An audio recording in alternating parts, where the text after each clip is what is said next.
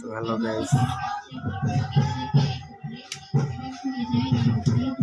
তো আজকে আমি লাইভে চলে আসছি।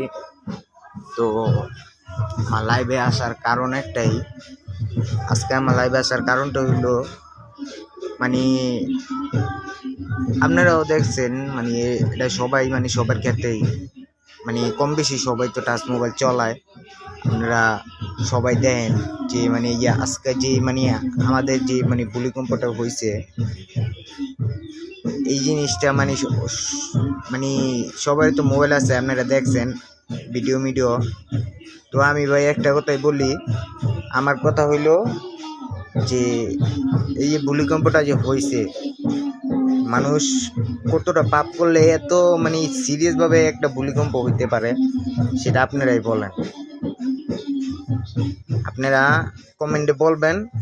মানে আজকে আমি এই যে যা কথা বলতাছি বা বলবো, আপনারা সব আমার কথা যদি একটু ভুল হয় আপনারা কমেন্ট বক্সে কিছু বলে যাবেন।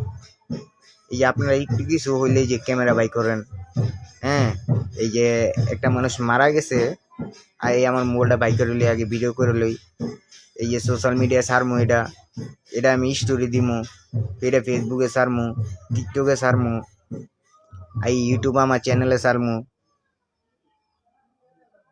এই যে ভূমিকম্পটা হয়েছে, ভূমিকম্পটা মানে সবাই তো মানে ভিডিও করছে কম বেশি।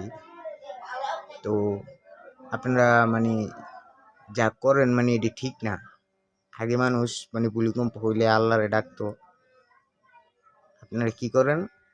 পরে তো মোবাইলটা বাই করে ক্যামেরা চালু করেন। এটা কি ভাই ঠিক? আমার কথা যদি ভুলে আপনি কমেন্টে কিছু ভুলে যাবেন। আপনারা এই বলেন এই কাজটা কি ঠিক? তো যাই হোক, এটা আপনাকে ব্যক্তিগত ব্যাপার।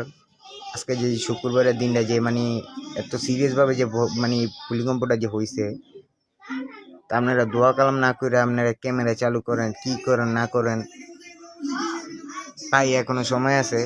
আমরা আল্লাহর নাম লই, সামনে কিন্তু কিয়ামত বেশি দিন নাই, ঠিক আছে? আমরা নামাজ কালাম বেশি করে পড়ি, বেশি করে আল্লাহর নাম লই, আল্লাহ যে সবারই মাফ করে,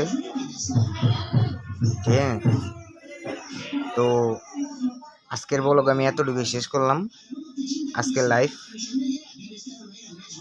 তো আপনারা সবাই ভালো থাকবেন, আর আমার কথা যদি ভুল হয় আপনারা কমেন্ট বক্সে বলে যাবেন, যদি সঠিক হয় তাহলে কমেন্ট বক্সে বলে যাবেন।